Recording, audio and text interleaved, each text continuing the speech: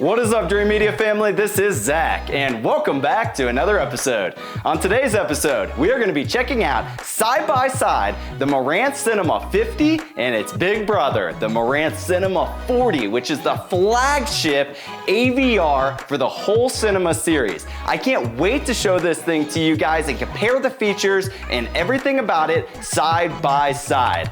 If you would like to purchase, make sure to reach out and share your support. We ship throughout the entire nation and would love the opportunity to earn your business. All right, guys, let's get into this comparison.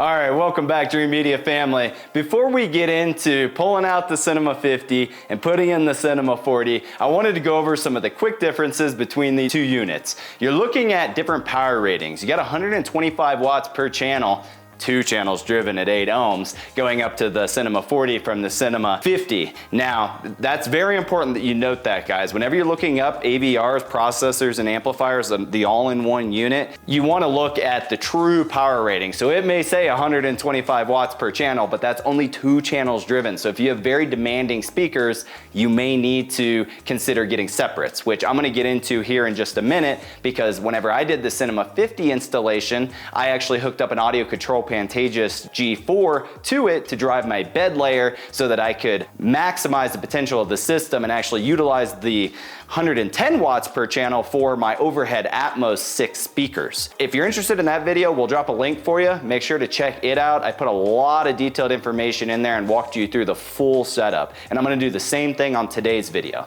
So with the Cinema 40, you're going up to 7 HDMI inputs. On the Cinema 50, we just had 6. That's not really a huge deal. Another big feature is Zone 2 and Zone 3 on the Cinema 40 versus the Cinema 50 just had Zone 2 capabilities. Another thing is we have a bigger transformer inside of the Marantz Cinema 40, which does account for a 3-pound weight increase, as well as the unit is 1 inch higher. And the Cinema 40 has the backlit LEDs that display, kind of illuminate the front panel like the AMP10 and the AV10, the flagship separate. So they're kind of giving it a little bit more flair with the Cinema 40. I really love that front interface. It just looks gorgeous. You can check it out on my unboxing video and you'll see it here in a minute whenever I get it hooked up. Another big upgrade is with the Cinema 40. It is certified that the Marantz sound masters did get their hands on it and tune this thing meticulously to ensure that it's getting that warm Marantz sound. The Cinema 40 also has upgraded parts for the signal path. The Marantz Cinema 40 also has legacy analog inputs in case you would like to connect an older display to the system. The Cinema 50 does not have that on it. It's just all straight HDMI, which shouldn't be an issue for most people out there. Both units do come with a full 5-year manufacturer warranty. And whenever you purchase from Dreamedia, you are guaranteed that you are going to get the full manufacturer support. That's one thing to consider when you're purchasing on the internet, guys, that you're buying from an authorized reseller. And we pride ourselves here at Dreamedia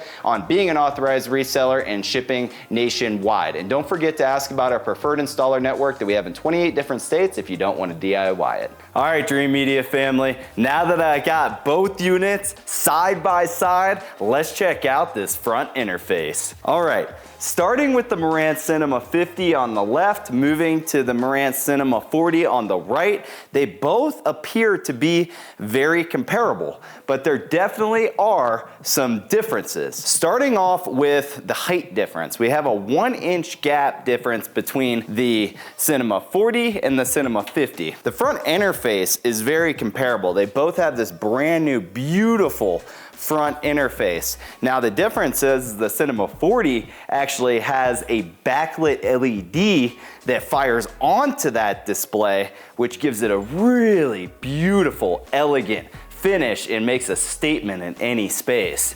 Now, as far as the overall design on the front panel, other than the backlit LED kit, both of them have the iconic Marantz porthole, as well as input and volume rotary style knobs, as well as power and phono inputs. Now, under the hood, is really where there's some differences between the two units. So let's pop down the hoods and take a look. Let's start with the Marantz Cinema 50. So you have Pure Direct, D-Max, Zone 2, and Zone 2 source. Now when you look over at the Cinema 40, you have Pure Direct, D-Max, status dimmer, as well as Zone 2 and Zone 3 on and off, as well as the source selection. Now this is huge, especially if you're gonna be utilizing multi-room control through the Marantz or Denon Hios apps. The Marantz Cinema 50 only offers Zone 2, whereas on the Marantz Cinema 50, you have the option for Zone 2 and 3, as well as that independent source control. Back over here on the Marantz Cinema 50, we have our tuner and preset channel selections, as well as dimmer, status, and sound mode. And this is completely different from the Cinema 40. Whenever you look over at the Cinema 40, we have our info, back, options, setup, as well as our cursors, left, right, up, down, and enter. And the big difference is we have an on-screen display on the 40 and no on-screen display for the Cinema 50.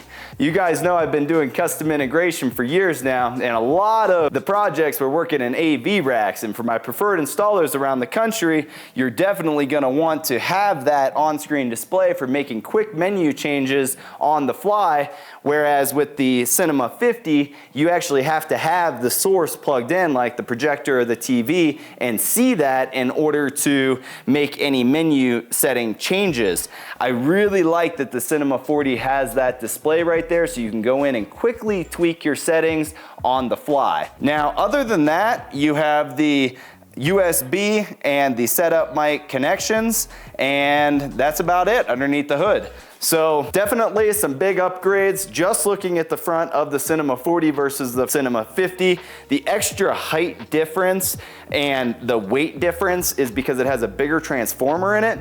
It adds 3 pounds to the total weight of the unit, as well as that additional 1 inch in height and an extra 1/2 inch in depth. So you're looking at a total up from the front volume knobs to the back of the unit, a total of 16 inches on the Cinema 50 and 16.5 inches on the Cinema 40. And keep in mind, if you're gonna be connecting banana plugs or any big HDMI cables or analog connections, that you also need to account for that additional slack. So I would add in another couple inches minimum in order to give yourself some room to fit into the AV cabinet. It's really important to consider these things, because if you purchase the unit from us and then you get it home and your cabinet can't support it or your rack can't support it, that could be extremely frustrating. And we want you to have the best experience here at Dreamedia, so be sure to measure before ordering. All right, let's go ahead and spin these puppies around and check out the backside. All right, now we got these puppies spun around. Let's check out the backside. This is where all the magic happens, guys. Looking at the Cinema 50 on the left and the Cinema 40 on the right, we have very comparable ports at first glance, but there are definitely some differences. So let's take a deep dive. We have our antennas for Bluetooth and Wi-Fi. We have our coaxial and optical digital audio inputs too, and those are the same on both units. We have our network connection. We always recommend here at Dreamedia to hardwire your unit in if at all possible. If you don't have a hardwired connection, it does have Wi-Fi antennas that screw right into the back so that you can get it on the network over the Wi-Fi. All right, now let's talk about the HDMI ports, because there is some differences between the two units. We have on the Cinema 50 a total of 6 inputs, and then looking over at the Cinema 40, we have 7 inputs. For most people, 6 is going to be enough, so not a huge determining factor, but it is something to note if you have a lot of sources that you would like to connect into the system. Now, all of these ports on both units are DHCP 2.3 8K ports, HDMI 2.1, so you have the latest and greatest video technology built into both units. Now let's look at the video out ports. We have our main monitor ARC and eARC output on both units. So you can rest assured that you're gonna get your full Dolby Atmos coming out of your television or smart TV back into your unit. This is called an audio return channel. It brings that Dolby Atmos right back through the HDMI cable into the AVR and then sends the signal out to your speakers. Now we have our 4K Zone 2 port and our monitor port, and that's the same on both units. All right, now we have AM and FM connections for antenna, a little old school, but they're still there on both units. We also have our control, DC out, RS-232, flasher, and remote control in and out. Now, when you look over here at the 40, we actually have a few more options available. We have 3 DC outs. We have the RS-232C, flasher in, and remote control in and out. And don't forget about our signal ground that is on both units. All right, now let's take a look at our analog connections. We have a total of 5 analog inputs that are assignable on the Cinema 50, and we have a total of 5 assignable inputs on the Cinema 40. And the phono input on both units, this is where we get into a upgrade on the Cinema 40. So we have pre-outs for all of our outputs, whether it's front left right, center, surround left right, surround back left right, height 1 and 2 left right, and then 4 independent sub controls on both units. So all of that is the same on both units. What's different is our Zone 2 and Zone 3. As you saw on the front panel, you have that Zone 2 on and off and Zone 3 on and off and source select for your Cinema 40, but that's not available on the Cinema 50, and that correlates exactly with the back panel. So you have Zone 2 right here, and then you have Zone 2 and 3 pre-out over here. And then the rest of our connections are all of our speaker outputs. This is a 9-channel amplifier, guys, with 4 subwoofer outputs on both units. We got 110 watts versus 125 watts per channel. 2 channels driven, 8 ohms on the Cinema 40 and 50. Now, this can actually be configured as a full 11.4 channel system. As an example, if you guys watch my other video, which I'll drop a link right up here, I connected the Cinema 50 inside the Salamander Designs cabinet with a full focal system. I did a 5.2.6. So I'm working really hard for you guys to deliver all of the information inside and out for these units so that you can make an educated buying decision. So help me out and head over to shopdreamedia.com and make your purchase with us. We ship nationwide. Would love the opportunity to earn your business. All right, so that's the rundown of the back panel. I hope you guys enjoyed it.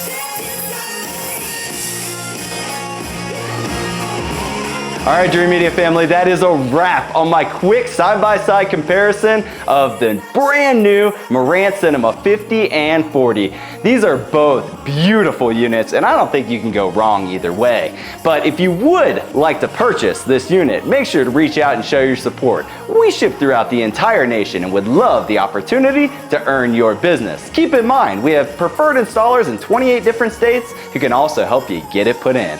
All right, well, if you like this video, give me a big thumbs up and make sure to smash that subscribe button down below. Till next time, this is Zach with Dreamedia Home Theater. Thank you for watching.